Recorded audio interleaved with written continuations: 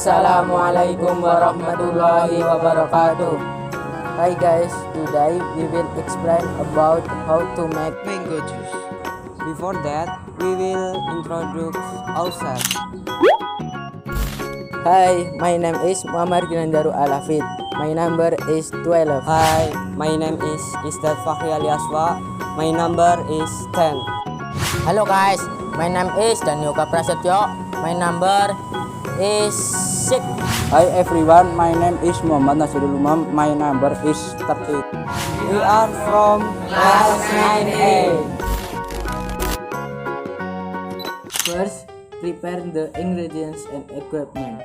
The ingredients are a fruit of mango, a half glass of water, a glass of ice cubes, 3 spoonfuls of sugar, the equipment are blender, knife, spoon, glass.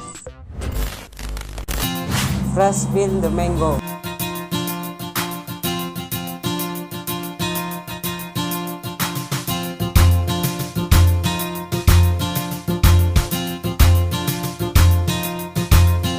then put the water, sugar, and ice into the blender.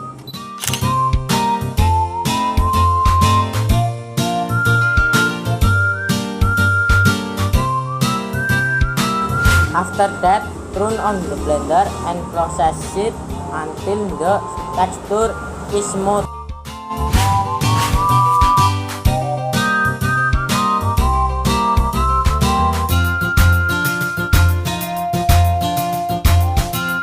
Finally, pour the mango juice into the glass.